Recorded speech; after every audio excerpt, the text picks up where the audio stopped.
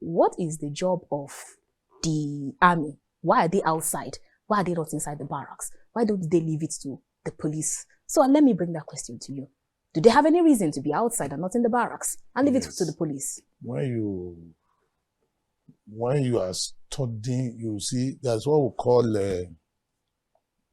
unfolding events over time.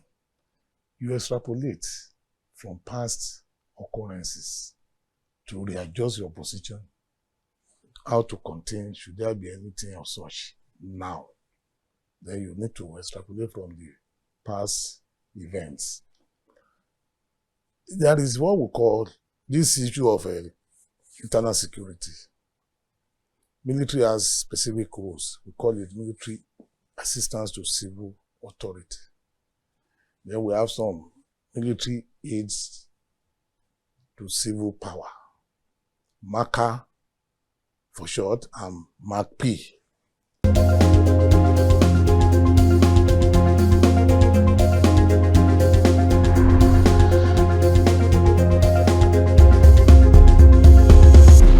Let us begin this conversation first taking our quote from Simon Sinek, who once said, "Leadership is not about being in charge. It is about taking care of those in your charge. Check your empathy level." Absolutely spot on. Now let's see how that quote relates to what we'll be discussing tonight. Very warm greetings and welcome to D Conversation. We're reaching you from KAFTAN's television studio here in the nation's capital, Abuja. My name is Annabel Orji. Tonight, we'll turn our attention to day 6 of the hashtag End Bad Governance protest going on nationwide. What exactly is happening? The protesters they've actually stated that they are going all the way down to August 10th. And then most people are still giving their knocks and kudos to President Bola Ahmed Tinubu's speech that happened last Sunday. And some people say it actually it ticked all the right spots. But some other persons say, oh, please, what does that even mean? Well, we'll talk about that one later, and then we'll still talk about security matters here in Nigeria. How are we doing with regards to ameliorating the situation, especially with regards to insecurity in Nigeria? If you see 3 or 30,000 NSCDC officials and the military policemen or the military guys or the policemen outside during the protest, then you should ask yourself, how many do we have that are curbing insecurity in Nigeria? Well, that's some of the things I will be talking about. And my guest on the show tonight is Brigadier General Dele Olabode, retired. He is the former military humanitarian coordinator, Operation Lafiya Dole, now Operation Hadin K. He is also a security and humanitarian logistic consultant. Great to have you on the show. My chief host, Annabel, I'm glad to be here. To everyone listening to us today. I'm grateful to be here. Thank you so much for coming on the show today. Now, let's first of all, before we go down to the nitty-gritty and talk about other things, let's start from President Bola Ahmed Tinubu's speech last Sunday. For some people, we've given their kudos. Some of them have given their knocks. We've heard from Professor Wole Soyinka. We've heard from so many other persons. Let's get your thoughts in that regard. Did it actually take the right spot for you? Or is it missing? Is there something missing? As a seasoned politician and the president of a democratic country, I think all the president has said were on point. Okay. One mistake we do make in this part of the world is that things will never go your own way at all times. But we fail to realize that that's what they call realities of life. We undermine it here. We always want our personal interest to thrive. It doesn't work that way. You don't expect, there are some demands these guys put on the table. Right. Even they themselves, from inception, they know that it's not workable. Oh, you mean the demands that they put forward during the protest? Some of the demands. We claim to be enlightened. We claim to be elitist. We claim to be educated. Then where is the education? When somebody knows that a particular decision has to take some procedures, follow from some processes, and you are giving somebody who has no power to do such to act on it without due process. You can't undermine due diligence anyway. You cannot. Who are you referring to here when you say someone who has no right or power to act on? The president doesn't have power to just act on something that requires constitutional amendment or the due diligence regarding all this parliamentary parliament's decision to work out something. Sometimes the way we look at it, I just look at it that why are we misleading ourselves? Those people that doesn't care. Most of the people here, like me, I have one opportunity, like in the military, they used to tell us that you must know, as a military officer, you must know something about everything. And you must know everything about something. That is maybe your area of specialization. You should be able to be abreast of so many things there. But when you talk of what contemporary issues happening around you, you must have something, little, no matter how little, you must have something to say. In that regard, in the situation whereby I make a submission and I was interrogated further by other people, after the scene, what do? I need to go and rejig. Well, now I get more based on those points other people have raised to strengthen my own understanding in that area. So, but when somebody is now saying, there are things that work that they are not working, they don't occur in isolation.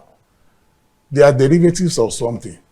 And in that regard, we must be critical about whatever you want to do. At the end of the day, you don't place a demand that will be dead on arrival.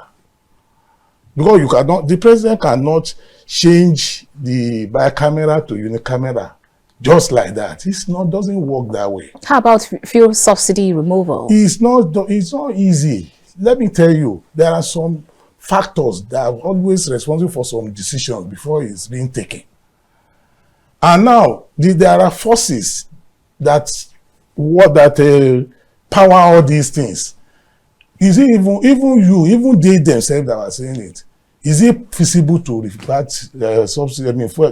Return subsidy, then the pump price to 100 naira. We should be original with ourselves.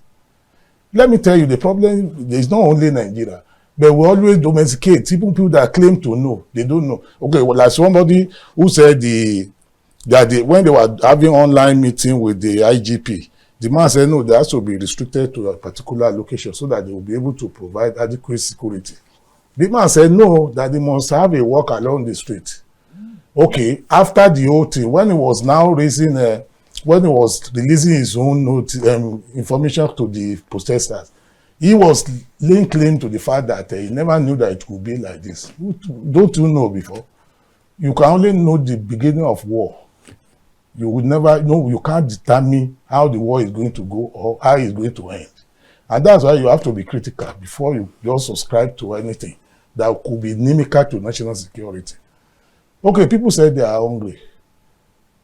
When there was no protest, they were hungry. Then you now stage a protest that may likely resort to anything terrible. What will happen to the level of hunger before? Is it not going to be, it will escalate?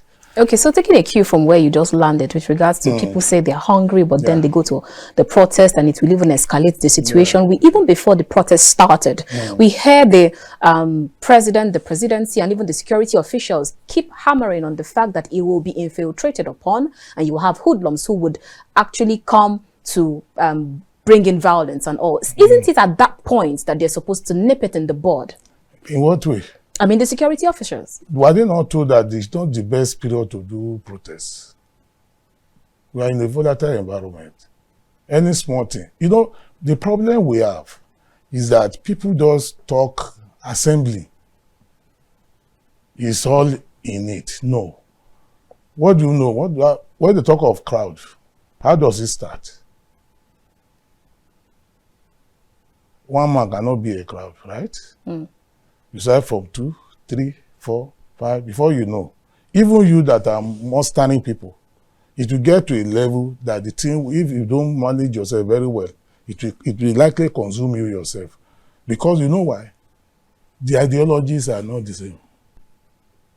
People coming together to form. Let me tell you, you can't draw people from the pool and impose an agenda on them and believe that you achieve that result. It doesn't work anywhere. Look at advanced countries. You see, okay, look at when they are talking of Arab Spring. They were referring to Arab Spring in Egypt. They restricted themselves to that location. They brought food item, their cooking utensils and the stove, all whatnot. They brought it there. They never obstructed other people's activities. If you say you want to protest, does that one prevent other people from exercising their own civic responsibilities as part of the citizens? Let me tell you, most of all these problems, if you diagnose them over time, you will know that in Africa, it doesn't yield peaceful results. People will, okay, look at Maiduguri. Suicide bomber infiltrated and unleashed the mayhem. 4 people died there. Many people were injured. But he used that avenue now as a cover-up to unleash mayhem. But if those things have not been there, there are ways they've used to side them and get them down. Because let me tell you, you can mobilize people. By the time you set them off, they are more than you, because so many people might have gone infiltrated into the crowd. Let me tell you, people they are criminally minded. They always look for avenue to thrive. Okay, so I was talking to a friend who is also in the military, and he stated that it's actually possible, instead of, because you have before the protest, you had so many words coming from the president and the presidency, and according to him, he said that is even more making the protest prominent. It's even that way the protest is even becoming more prominent, because the president has the loudest microphone. So if you keep at a particular topic and keep talking about it, it begins to gain more traction. And according to him, he stated that there are ways that you can even, that the military guys, they're being taught how to stem protest, even without making noise. Was it possible to have done that even before now? Let me tell you, there are, protest has nations. And understanding it, is another concept on its own. When you say nature of crisis, you have social crisis, you have political crisis, and all whatnot. Some of them could be hybrid, combined. In that regards, the way you handle things in a well-enlightened society, let me say egalitarian society, where at least everybody understand the dynamics of things within their environment. But in a situation whereby you have high degree of complexities, and that's why they say it's always good for you to create a high degree of serenity for you to be able to navigate through any form of complexities. But here, let me tell you, we always push everything on government. Most of all these things, everybody has his own responsibilities. Things are cascaded into various categories of levels. And some levels, even before it gets to government, there will be failure over times. And when you look at even some people now mainstreaming themselves into the activities of this, or protests, I'm not referring to specifics now, of protests now. You look at some of them, they were in government before. But maybe because they fell out from the people in the... Are you referring to the organizers? No, even the protesters. Somebody may not be the organizer now. I can be a prominent person. I will know nothing about the organization of that protest. It's a possibility. In that regard, when you look at all those things put together, even including the organizers, even some of them, when you look at some of their antecedents, they have so many questions to answer. But the most important thing is that why can't us factor out a process whereby there will be continuous engagement, not only with the government, those of us that claim to be elitists within our locality, and the grassroots people. These opportunities deniers that people are talking about, most of it are to be done by proxy. It's not government coming directly.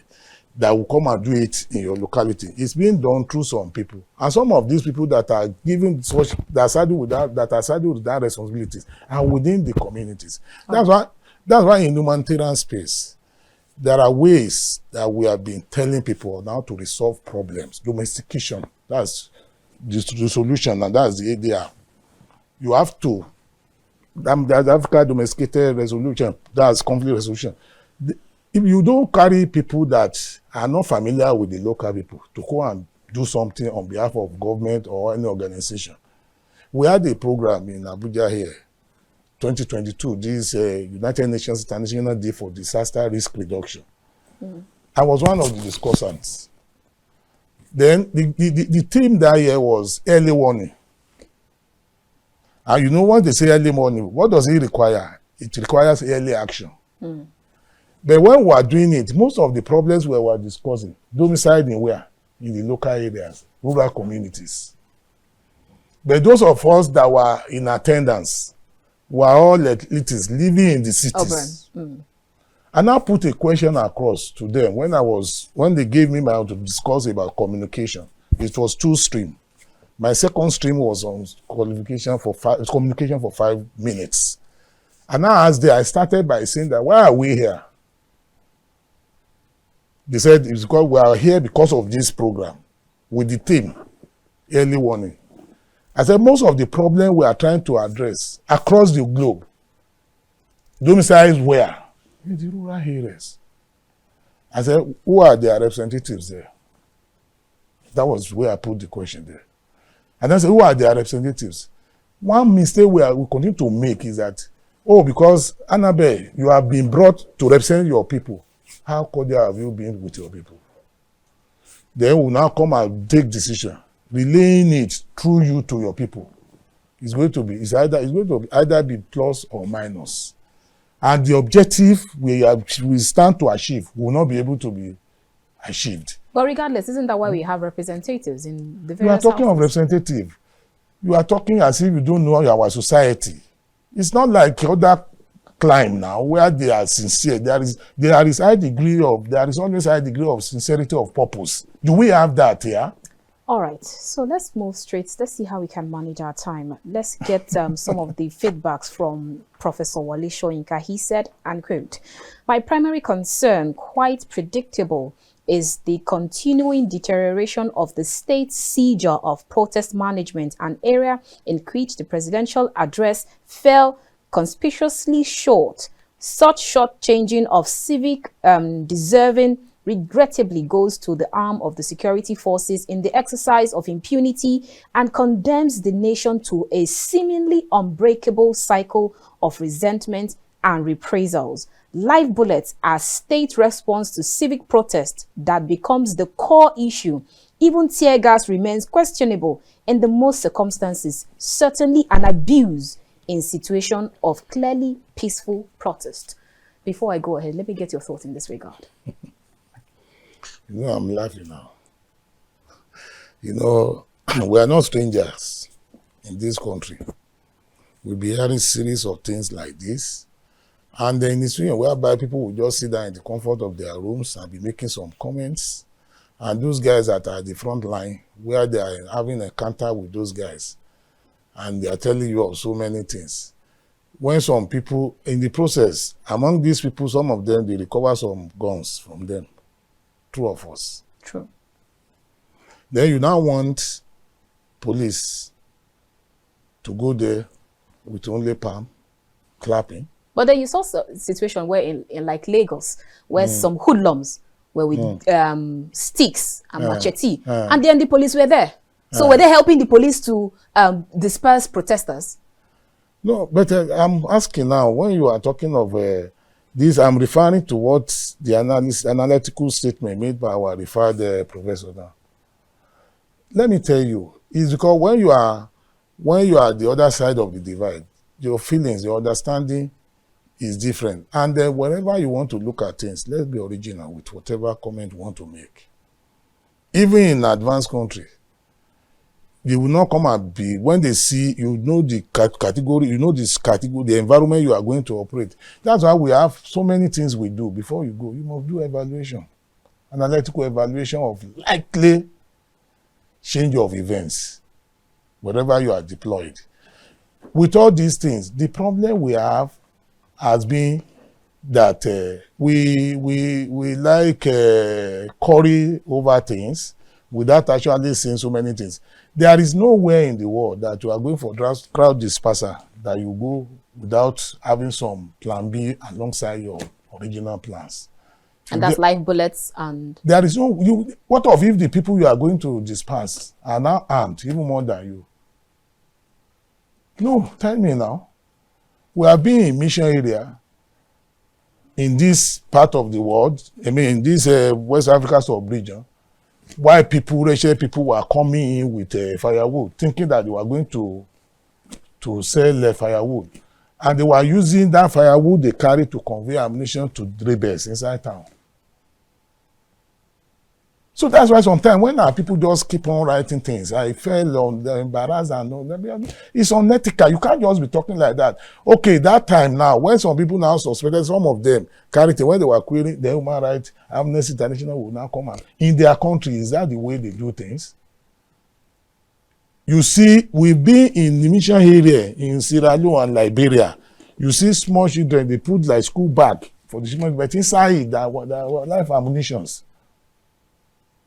In a situation whereby you just believe that, oh, it's a peaceful something, and you are so dumbfounded in a way that you now subscribe to that, you now go there. Let me tell you one thing. It is high time we continue to tell ourselves the truth. The work we have to do is to redig our thinking process. Forget about coming to, okay, now, most of them that were passing comments that this and that now, when you look at them over time, they never fell victim of all these kind of problems.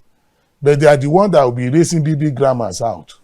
But the people that are sitting on top of that keg of gunpowder, they will not allow them. You need to sensitize people. Let them know the fallout, that is merits and demerits or whatever action you are going to take. All right. All right.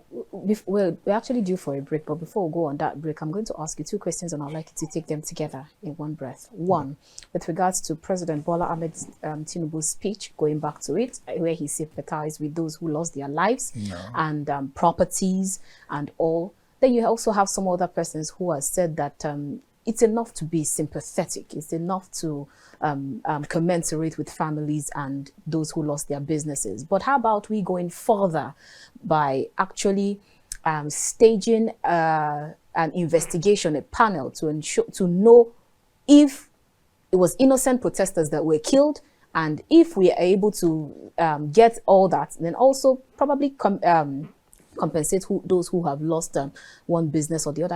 I hear the governor of, I think it was Niger State, or I can't remember, who actually stated that that he was going to compensate some persons. But at the federal level, should we be having things like that? That's one. And then secondly, should the president actually stage a panel, like more like an investigation to find out, forensic investigation, to find out if it was the peaceful protesters that were killed, and who, if yes, who actually?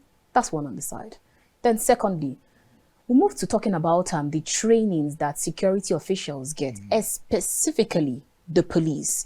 Most people are of the belief that when the police sees, especially civilian or the security people, when they see the civilian, there's this fear or this hate. So is it from the training that they get? That's because the truth is, we are not your enemy. So when you just see, there's supposed to be this friendly aura that you bring, but most times the reverse is the case. What exactly is the kind of training that they get? So I should start with this kind of training first, or the president, whether they are to do it. Either way. One. Yes. Either way. Let me start with the government, federal government. When you look at when this thing was gathering momentum, the government was emphatic on the need to avert such things. Because definitely in this part of the world, Africa and some of these Caribbean or Asian countries at times, it doesn't yield the result you desire as the people that are planning those things. Yes, I said it the other day. I was on the other program within this your station too. I said, when people are gathering together, I was trying to raise something, how crowd. At what level does crowd turn to mob? We don't look at all those, the way things graduates. But we just look at, oh, we are going to... Most of the people, Yoruba used to say something, it's only what is inside me, it's only me that knows it. You see my face, don't make mistake of correlating the way my face looks, appears to you. It's the same thing with what I'm bearing in mind. So, and that is one of the complexities you face when it comes to crowd. And by the time you now graduate into mob, even people that muster them will not have control over them. So in that regards, yes, you know, when something happens, it has happened. Some people have lost their lives, properties or whatnot, but government, being a government that belongs to the people, we still look for a way to ameliorate the suffering on the part of those that are affected. Apparently, if there have been clear understanding of all these things, later when the other man, one of the barristers who happens to claim to be their lawyer, said, now came up that he never knew that it could degenerate up to that level. To me personally, that statement, I don't expect that statement to come, because when crowd, you are talking, they are looking at it from the perspective of crowd. My sister, within a shortest possible time, crowd will escalate into what? Mob. When it becomes mob, they become brutal. So at that point, it means attack. Mob, you don't understand of mass movement. Mob, when they are crowd, they will be peaceful in their protest. You see them, they will be singing, drumming, this and that. But in this way, whereby you see somebody now obstructing, innocent man driving and clean, all those things. The thing now is transforming. So isn't it possible that there are still the innocent protesters inside the mob? Does it now mean generally attack? The mob is the crowd that turns to mob now. But all of them cannot be a mob.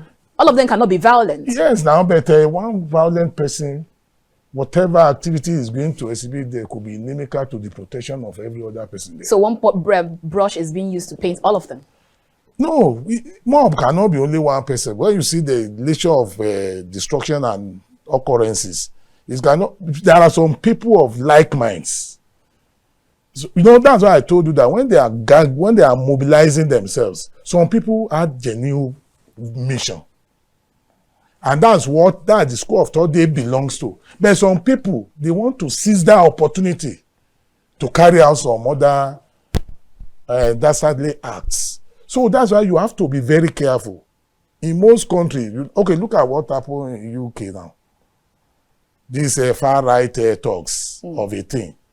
Look at the way they came. And the Prime Minister said, they are not protesters. They have decided to be violent against some innocent people because of their color or their faith.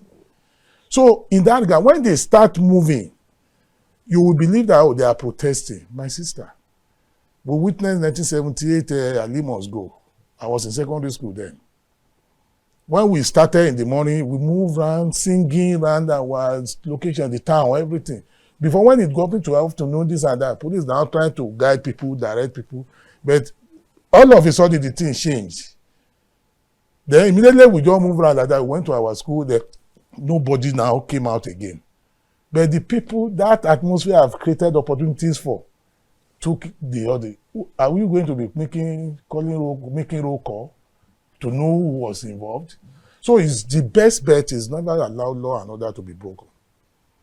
But people that have their hidden agenda could capitalize on that.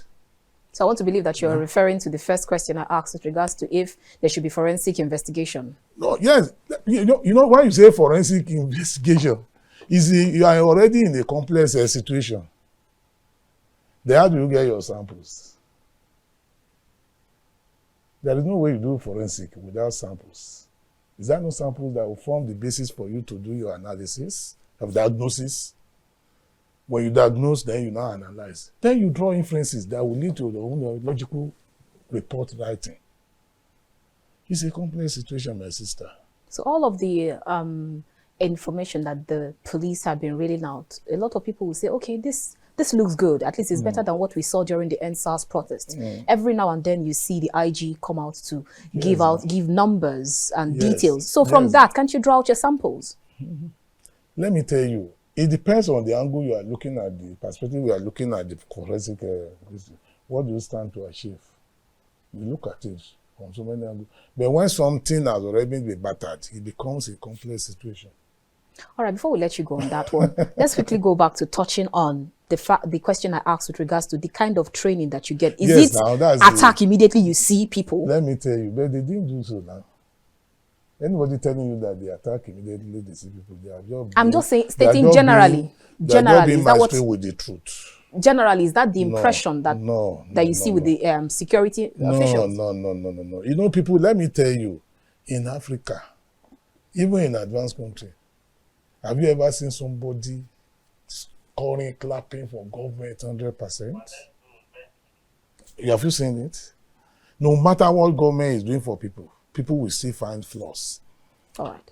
The training you are talking about, let me tell you, no organization will be training no country will be training its security guys to destroy the citizens or to attack the citizens. No. There is a level, even in UN, at UN level. That's how you see this chapter, this chapter, that chapter. So when you talk of peacekeeping, you talk of peace building, they have peace enforcement. All right. So in that regards, it is the situation that determines the kind of reaction that comes from you to the people. What of a situation whereby somebody now dressed in the regalia of a bishop? Under the regalia, he has a weapon there. Or they are telling you are going to somewhere, you discover that from a church or mosque, they were firing GPMG from there. But when the forces now engage them, they will not look at what has led to that reaction. They will say, oh, they attack church, they attack... No, in most cases, the claims were not correct. All right. The training, they give you training, there is what we call rules of engagement. Every situation has its own peculiarities. And the peculiarities determine the nature and qualities of rule of engagement that will be given to the forces or either police or the military. Brigadier Olabode, we need to go on a break. Let's go on a quick break, and when we return, we'll have his concluding thoughts on this matter here on The Conversation. I'll see you shortly.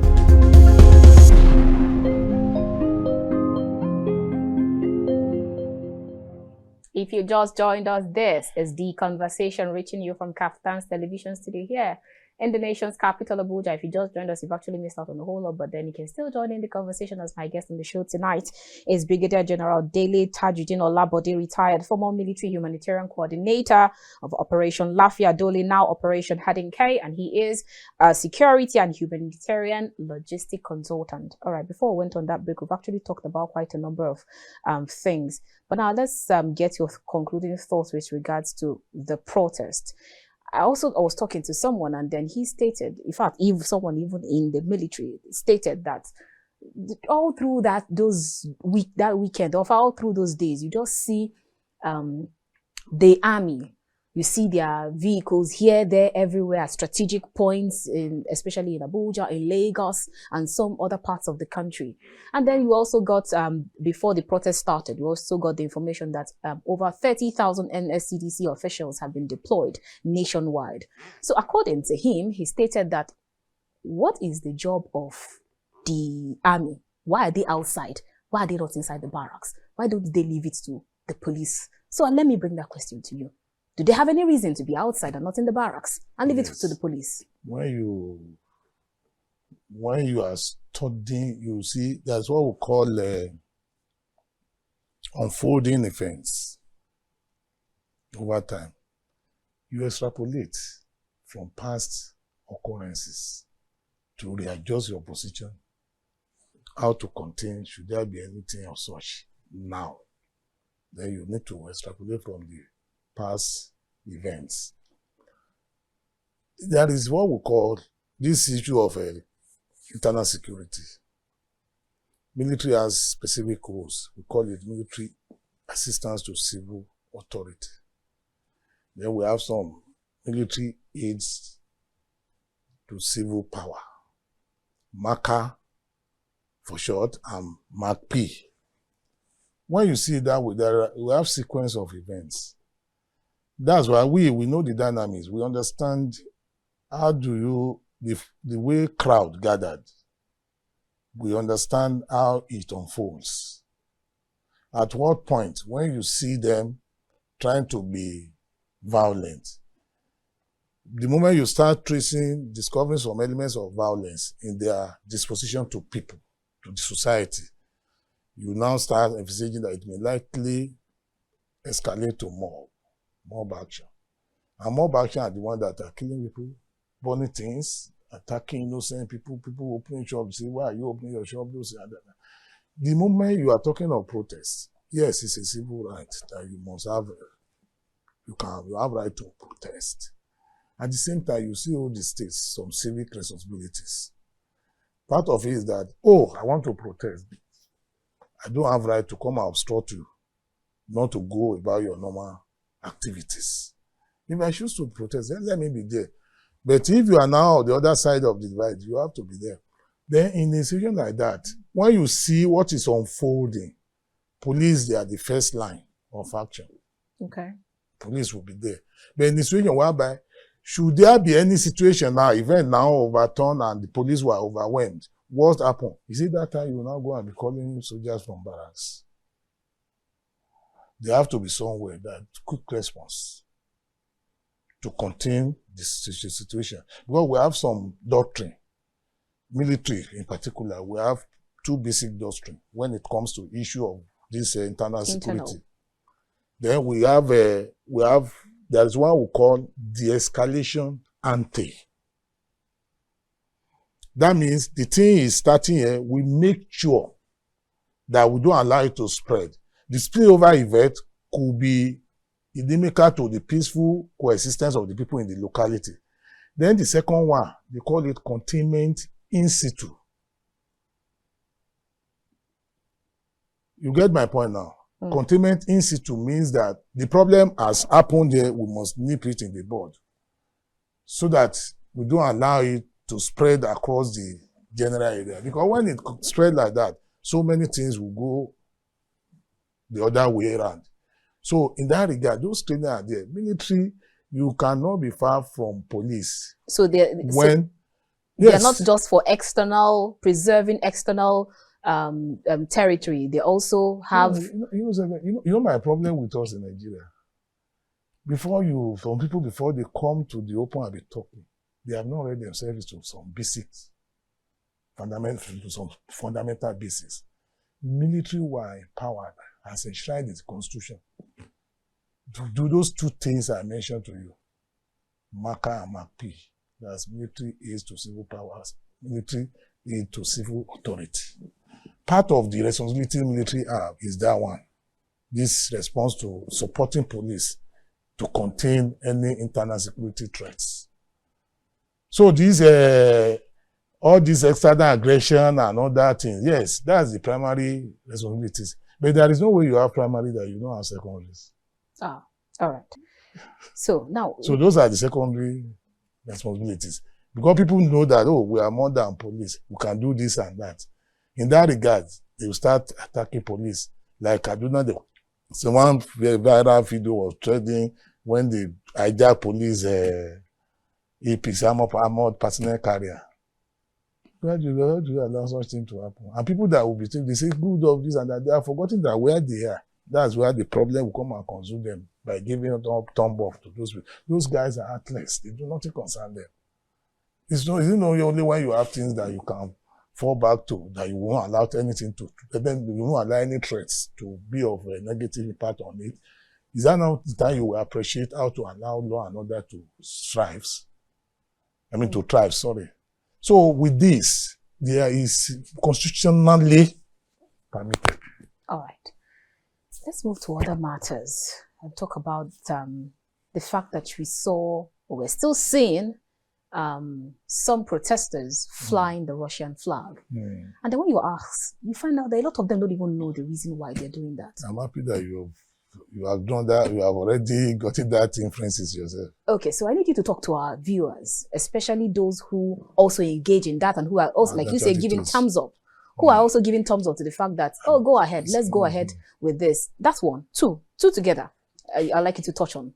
That's one on the side. And then secondly, like I was talking to someone and then he said, it would not be a bad idea to just have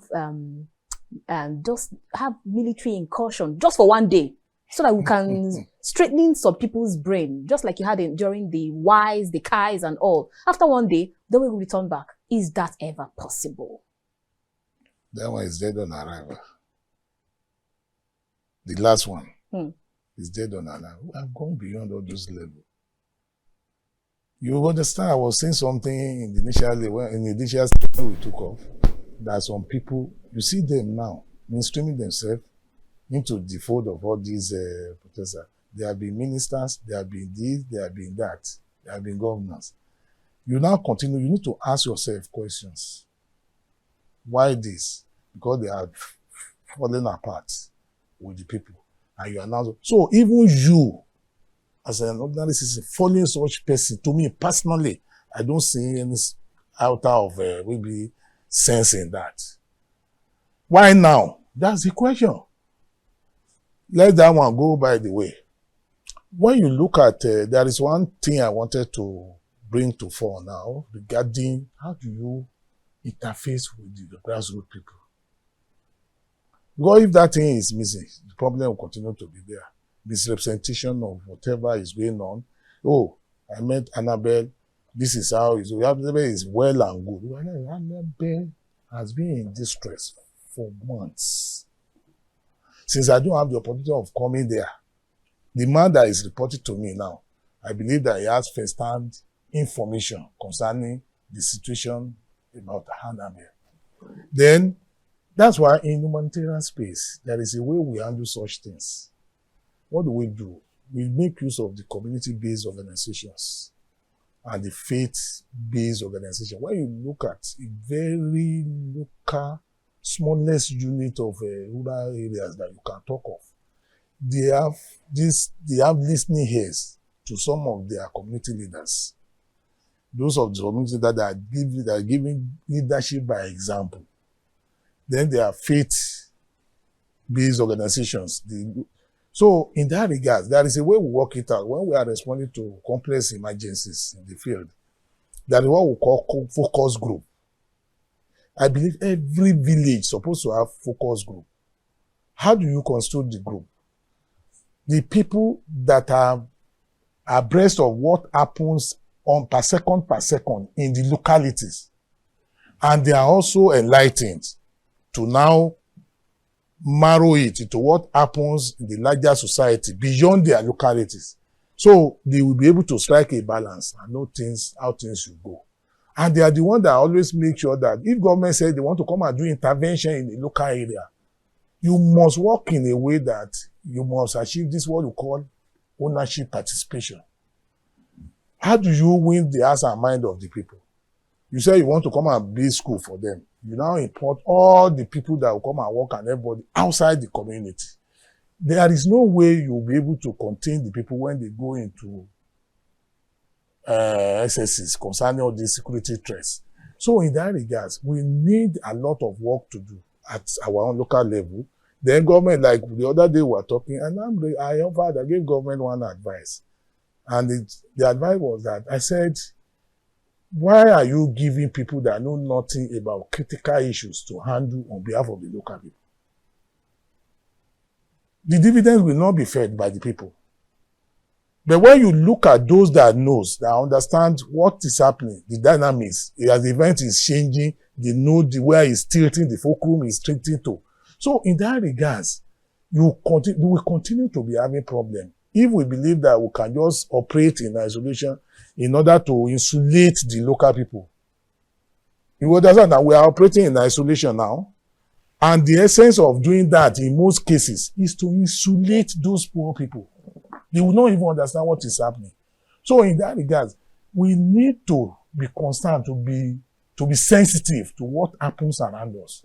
Okay, so we need to actually understand why why that even happened at all. Why you have people flying the Russian, because now, according to the statement made by the embassy, the Russian embassy, they stated, and quote, the embassy has noted the report in Nigerian media and the circulation of videos and images in digital media depicting protesters in northern states of the country carrying Russian flags and chanting slogans to Russia's president, Vladimir Putin. The government of Russia Federation, as well as any Russian officials, are not involved in these activities and do not coordinate in any way. Yes. Why did it even start from the beginning?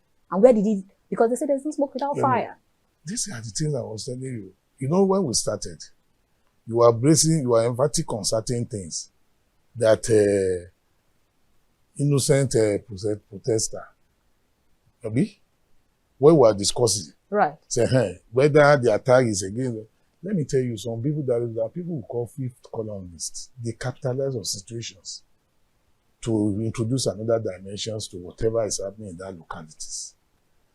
When you look at the ECOWAS stuff, President, the chairman of ECOWAS, when the issue of Niger came up, now the people are feeling the presence of Niger, Russia in Niger. Their main ally now, where they are tilting to is Russia. Those three countries. So, you know, people, let me tell you, the fifth columnists, their target is always to embarrass you. Nothing else. Even what they are doing, you will be thinking that the other people are, well, they are not aware of it. Let me just tell you that diplomatically, they are not aware of it. No country will like its image to be drawn into all those kind of dirty things. Because it's unethical when you talk of this political diplomacy, global political diplomacy. It's part of the things that people have calculated to draw into whatever situation they find themselves. They know. So who are these people? Because you cannot say the person who is saying I'm hungry, who might not even have gone to for any kind of formal education. It means that somebody is sponsoring. Yes, but that's why they were asking. When they say they wanted to start, they say, okay, where are the leaders so that we know how to dialogue together and know where you are going. You know, most of all this, when you talk to the leader, you cannot tell me that the leaders are faceless. And the people know, let me tell you, there are certain things that are known to the authority that you and I will not know. But for security's sake, and in the name of peace, they will not come into the open and be trashing it that way. So, you know, it's a complex situation that at least needs to be handled diplomatically. The people know, let me tell you, even if you are in a village, if any problem happens like this in the village, they know where their finger will be pointed to first. They know those that could afford themselves to perpetrate such kind of dastardly act. So these are issues that they are technical, and wherever one finds himself, he needs to be very careful with the utterances, which I'm craving the indulgence of some of other people that are analysts here and there. It's not everything you say. Because the way you travel, it could be misinforming at times.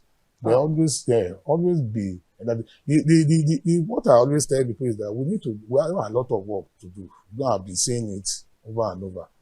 Some things we undermine that, no, this thing will not be done. Let me tell you, Yoruba used to make one profile. You see needle. They say, no, it's not viable. That's why you see us suffering when the need to use the needle comes on. All right, let's begin to wind down. With this wave of protests you find in, you go to Uganda, you go to Kenya, you go to Bangladesh, and down UK, in Nigeria, and all. Now, because you mentioned Mali, Niger, and then over 1 year, they're still looking at what's the next way forward? What's the transition plan? They're still talking about it. In those places where you have, like you mentioned, Niger and all. Yeah. So that there's still this palpable fear with regards to, hope those things will not even happen in Nigeria. So let me ask you, hope those things will never happen in Nigeria. Or whatever that happened in those other West African regions. That whether it will not happen here, or the likelihood of it happening here. You know, our own place is complex. We should know that the way those people are organized is different from our own. When you have worked with them, when we're in ECOWAS standby force, we work together in Sudan, work together in Liberia, and I understood most of the dynamics that makes them to be good from us. You know, before, why they are, if you have read into the cause of their agitations, you will know that sometimes they see it as being necessary. Then when you look at some history book concerning how the journey has been, this association, whatever, assimilation and association as per style of the French colony. So you will see a lot of things are there. You know, it's not everything you come to the air and be analyzing the way you have seen it to be. Because it's a complex issue that they know why they have chosen that path they are following. So, and now when you look at it, they say it's one of the country now economically that are fast growing. So when you look at the way they did the analysis before, when they carry their minerals, they now go and sell, they give them pantry sum of the money. Then the other money, they will say, okay, oh, in this regard, if you have problems you want to say, you apply for loan. The same loan, where they get the strength to give them the loan is from those fallout from the thing they have extracted from their place that they have sold with big large sum of money coming to them. And they will now be giving them in form of loan. You know, sometimes we will know that those of us that have been following the trend of things globally, you know that this thing one day it will boomerang. That is the time that is coming now. And like you stated, there's not by likelihood no, that here, shift in Nigeria. Our own is, we know we are in a different climate. I like the fact that you say we're in a different compared to their own. Okay. You know, most of the problem we are having is within. We are not subservient to somebody taking the things away and come and be giving us pain. But we are the one who... How about those who would say that you have this people playing to the gallery or to the cards of the IMF and the World Bank? Let me tell you, I will task you to go and read about IMF, World Bank disposition to developing countries. When you go into it, don't wait for anybody to come and be giving you analytical stories on that. The way you understand it, when you're on your own, research into it, is different from the way some people. Let me tell you, one thing is for people to say that I'm well read, another thing is that they actually understood what they has read. Then what he has read now, is it possible for him to be adaptive with it so that he can superimpose it on any situation to provide solution to problems? Brigadier General Dele Olabode retired, former military humanitarian coordinator, Operation Lafiya, Dole, and now Operation Hadin, security and humanitarian logistic consultant. Thank you so much for your time with us this evening. Thanks you for having me today. All right. All right, viewers, that's where we end this conversation for today. I'll see you again next time. My name is Annabel Orji. Whatever you do, stay safe. Good evening, and God bless you and yours. God bless the Federal Republic of Nigeria.